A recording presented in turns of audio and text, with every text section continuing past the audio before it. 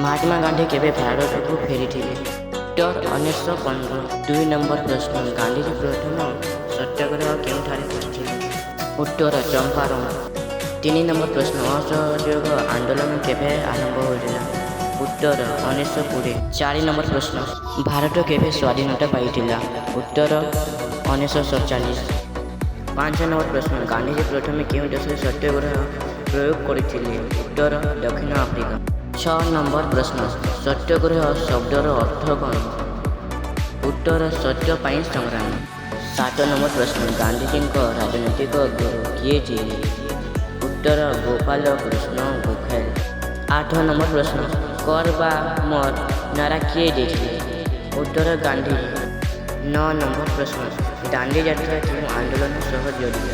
ଉତ୍ତର ଆଇନ ଅମାନ୍ୟ ଆନ୍ଦୋଳନ। 10 ନମ୍ବର ପ୍ରଶ୍ନ ଜାଲିଆନ ବାଗ ହତ୍ୟାକାଣ୍ଡ କେବେ ଘଟିଥିଲା? ଉତ୍ତର 13 April 1919। Please like, share and subscribe.